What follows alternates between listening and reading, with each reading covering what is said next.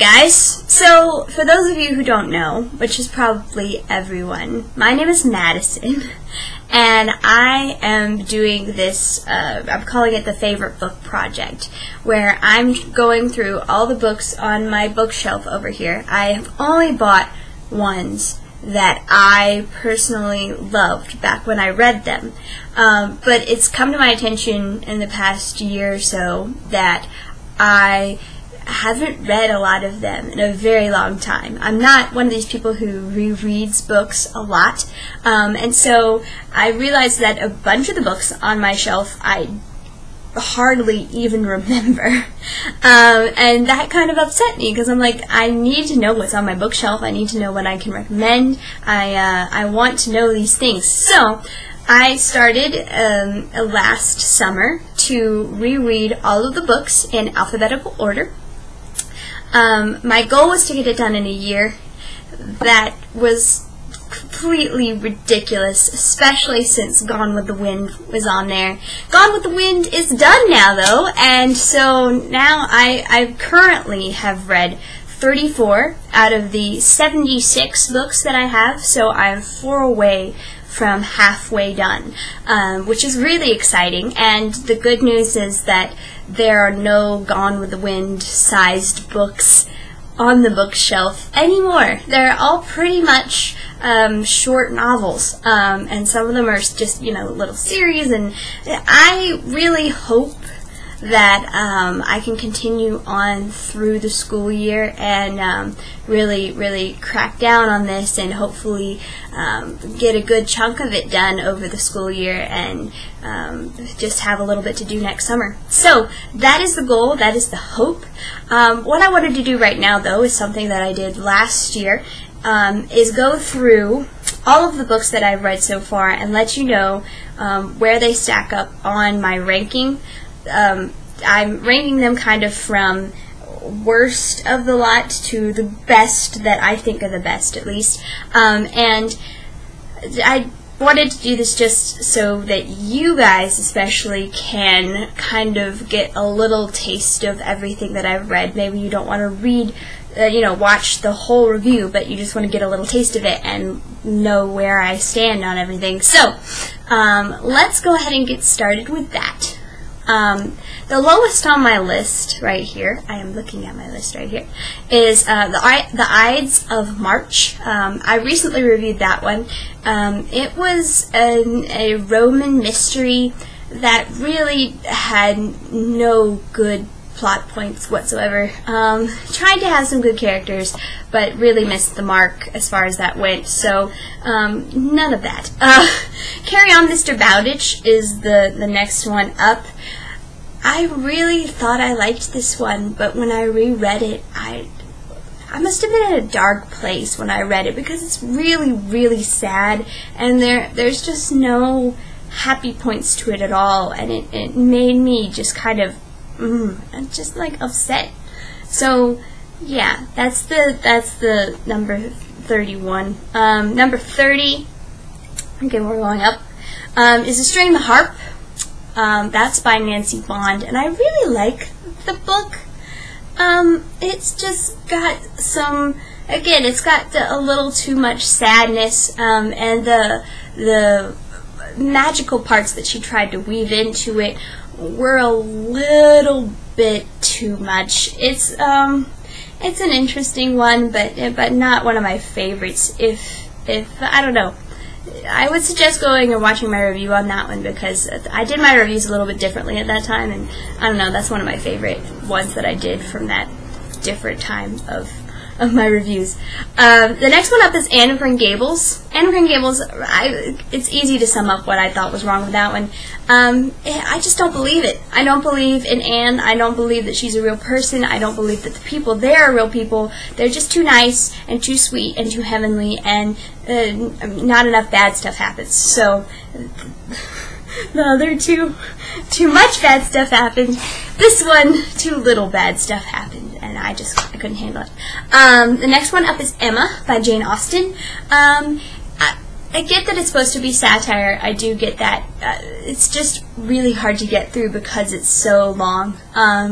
and I at least really came to hate Emma and really just didn't want her to succeed at anything, and then she does, and it just makes me upset. So sorry, that's me.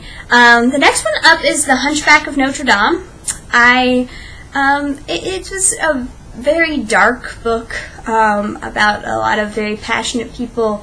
It had some interesting themes to it, but I couldn't make myself like it just because it was so dark and so dingy. But, you know, that's my opinion. The next one is Diary of Anne Frank, which is, you know, a historical piece of work, and it's very good. I am amazed by Anne's literary prowess. She just knows how to make you see something in your mind. However, it does get a little repetitive, I would say, and I think I appreciated it more when I was actually Anne's age, and I read it because I felt what she was feeling. But now she just sounds kind of shallow and a little bit whiny. I mean, she has every right to whine, but I think it's just that age that really brings that about. So that'd be another review that I would suggest going and watching, just so you can understand my full feelings on it. The next one up is Howl's Moving Castle, which is an interesting mishmash of weird stuff. It really has no plot, and the characters are very interesting, but they're just kind of strange, and it takes place in it's the world that really makes it higher than the rest of these, because the world building is pretty good and pretty interesting, but the rest of it is just, I don't know, it followed no storyline whatsoever, and it was just, it's weird.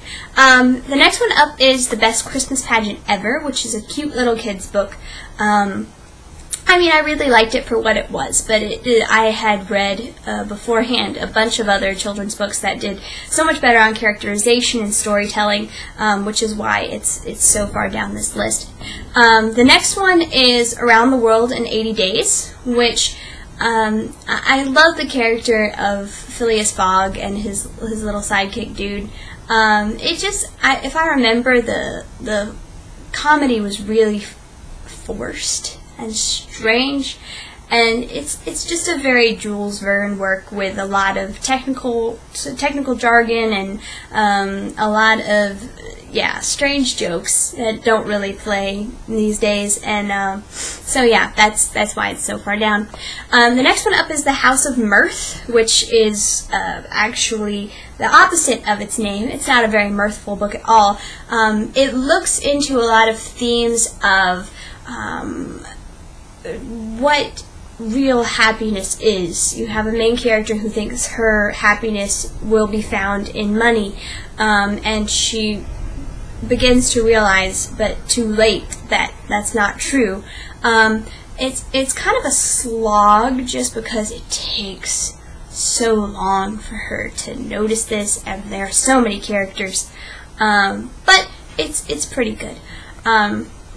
And the next one I have is the Nancy Drew series, which has, there's The Hidden Staircase and The Secret of the Old Clock. The Hidden Staircase is better, I would say, than The Secret of the Old Clock, even though The Secret of the Old Clock came first. The Hidden Staircase is the better of the two. It has better mystery and better clues that are easier to follow.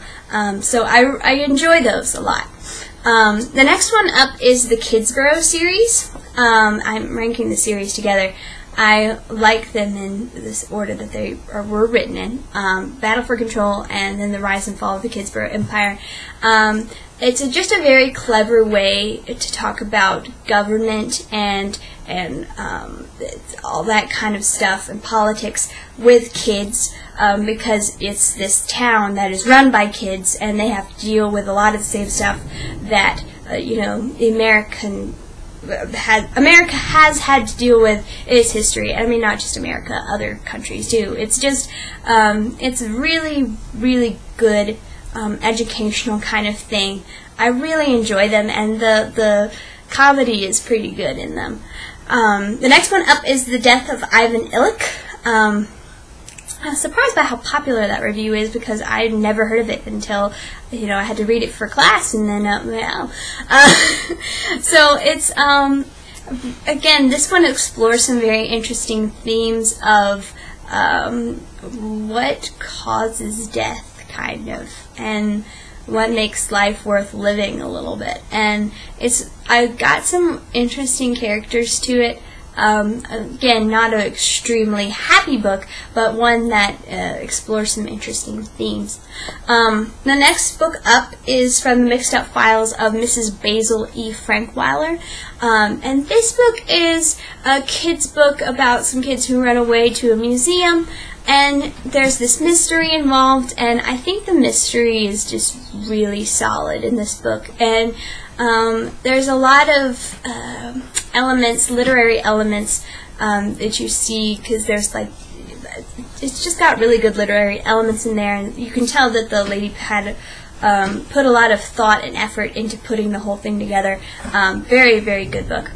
Next one up is The Adventures of Ben Gunn, which is one of my personal, I don't know why I love this book so much.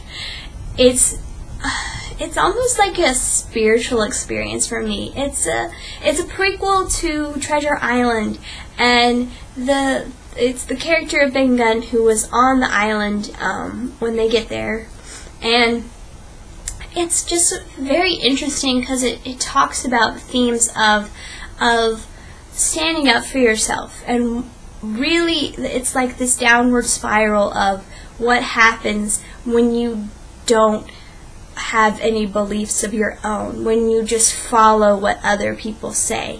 And it does really well at illustrating why that is so harmful to you and to others. Very good book. I really like that one.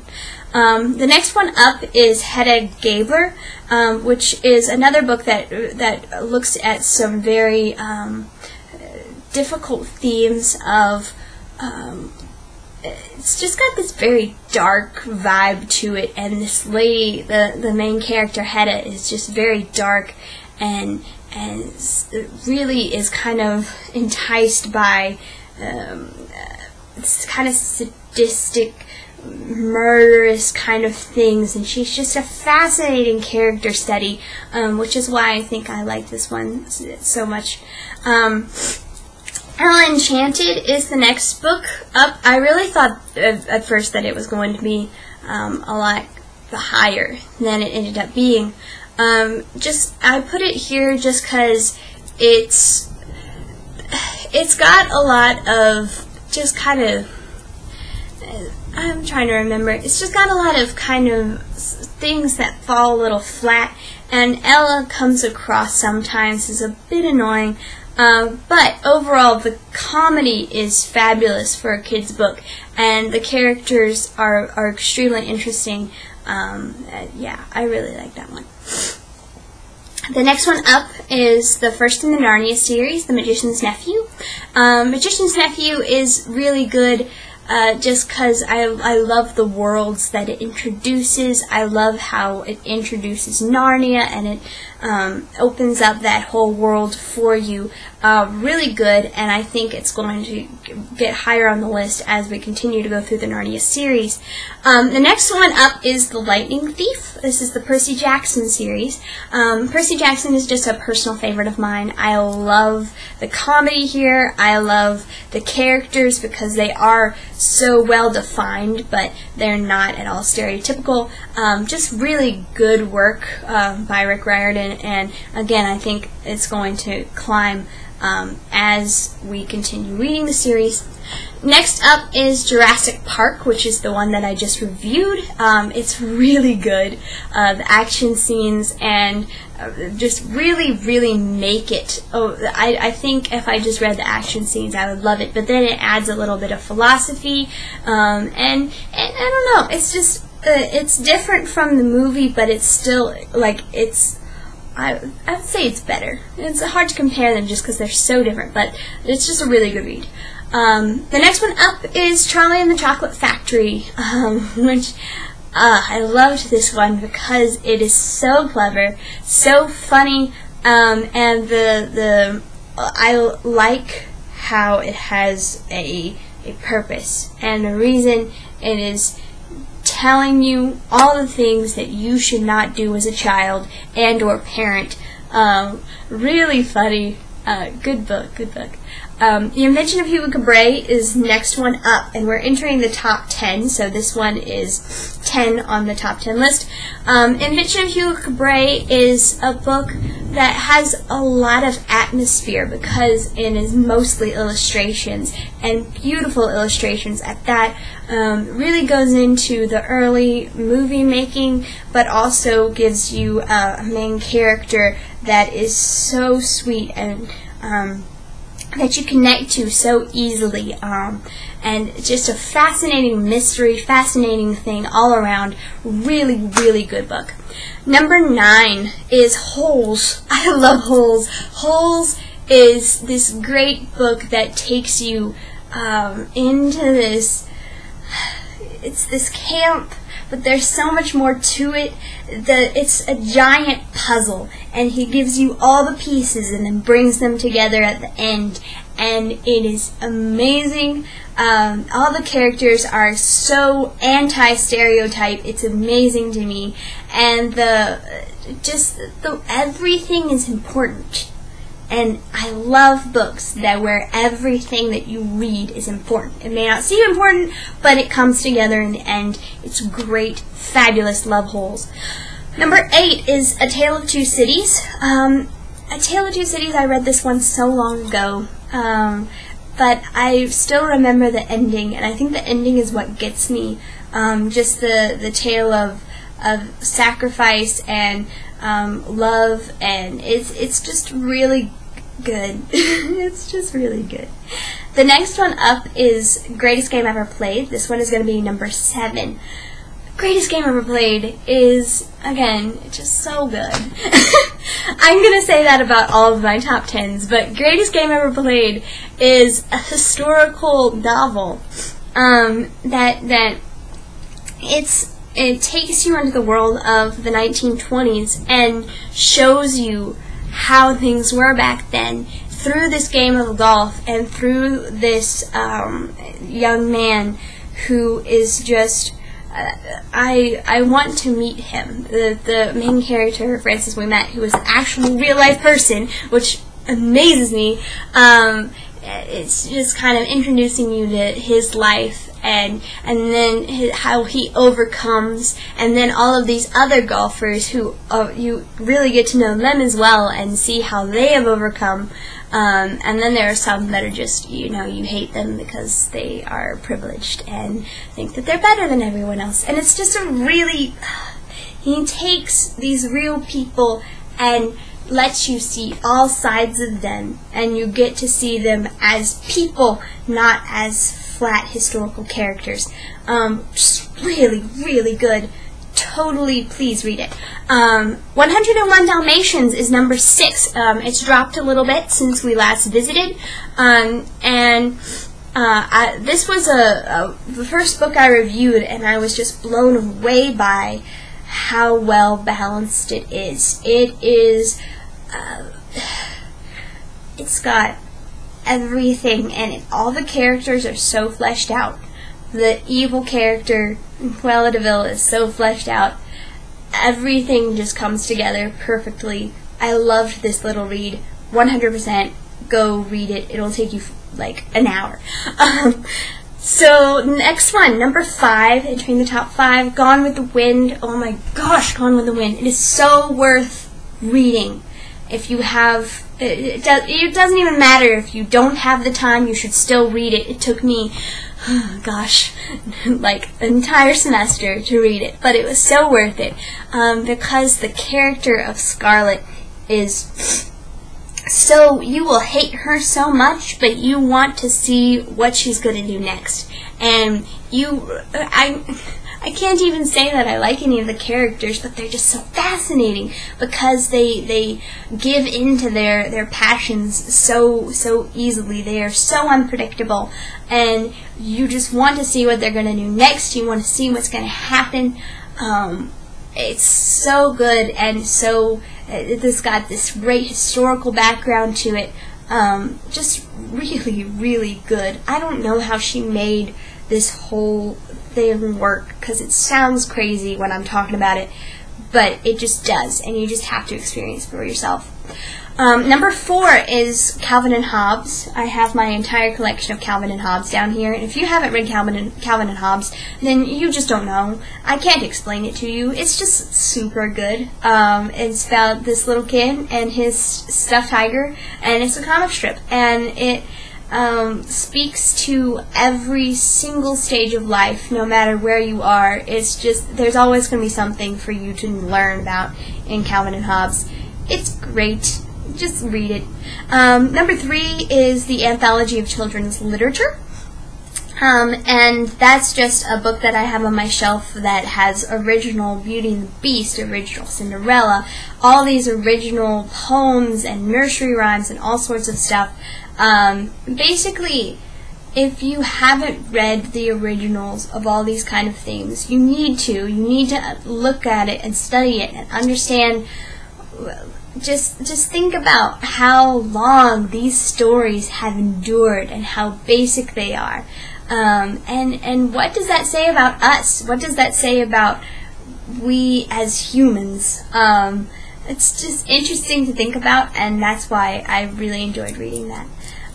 Number 2, we have a new one way up here. Number 2 is The Hiding Place by Corrie ten Boom. This is another just fabulous historical book. It's basically her biography, her autobiography about her time in, she was living in Poland, I think, and why she and her family were willing to take in Jews, and how they did it, and what it resulted in, and really a lot about how God sustained them through it.